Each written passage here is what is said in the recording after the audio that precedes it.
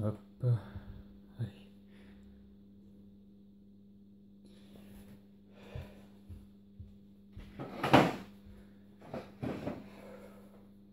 Salut à toi. Alors, j'ai décidé de faire une petite vidéo pour parler d'un instrument de musique qui est, disons-le, très très méconnu et pourtant...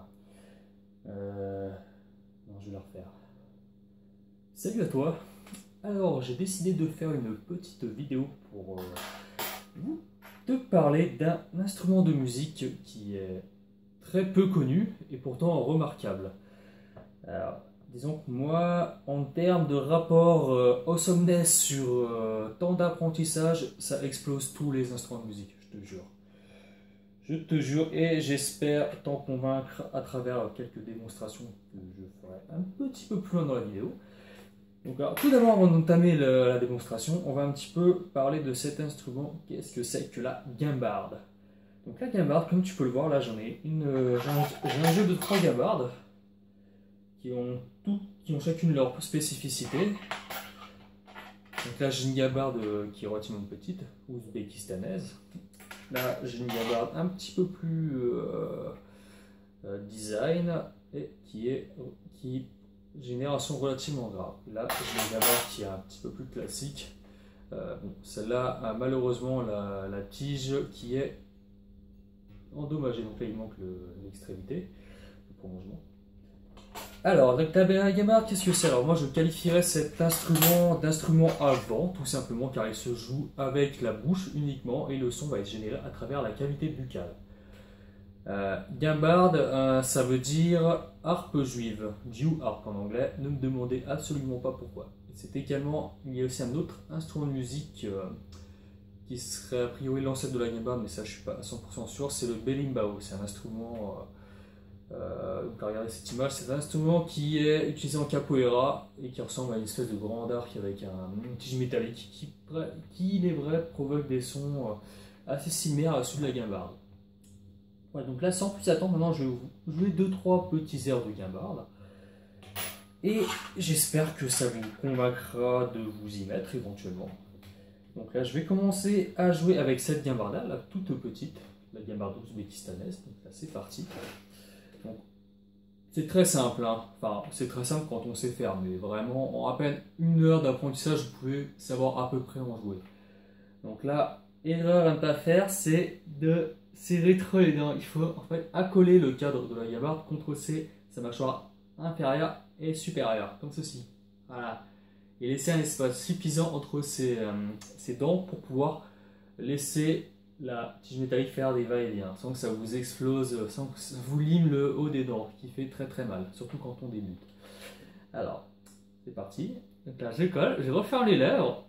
Voilà, et là, je fouette avec mon index.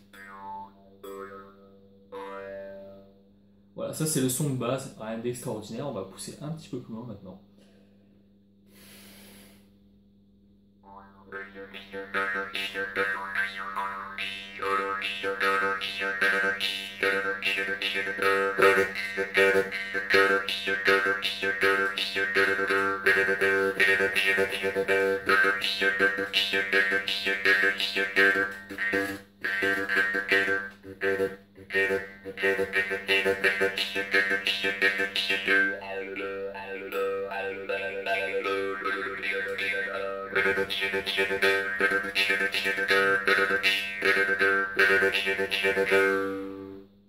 Voilà, maintenant on va jouer à peu près le même air avec les 2 autres guimbardes. Donc là je vais utiliser celle qui génère des sons un petit peu plus graves. Donc là c'est reparti.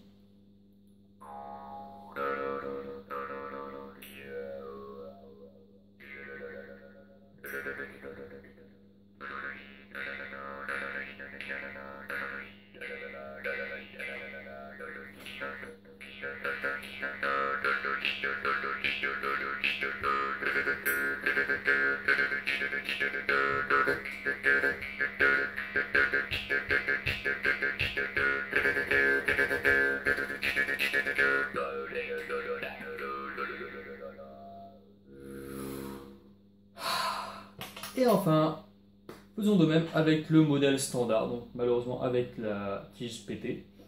Donc là je vais faire au mieux. Vous l'avez remarqué, ça fait des sons vraiment très chamaniques, hein, surtout avec cette version là. Donc là c'est parti, j'essaie de ne pas me blesser. C'est un peu plus dur.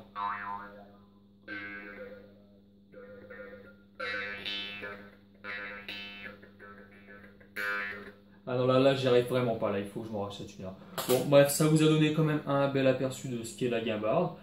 En termes de prix, ça coûte rien du tout, c'est vraiment un investissement minime, c'est à peu près 5 euros pièce. Hein. Celle-là un petit peu plus chère peut-être parce qu'elle vient de loin quand même.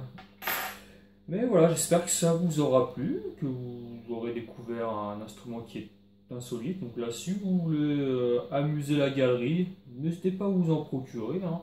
Ça se trouve dans n'importe quelle boutique musicale.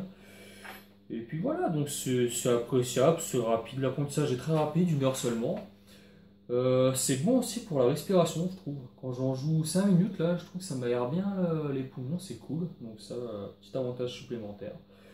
Généralement, les gens, ils aiment bien le son que ça procure, donc voilà. Écoutez, c'est un plaisir de vous avoir présenté ça. Hein. Si je vous ai appris quelque chose, tant mieux.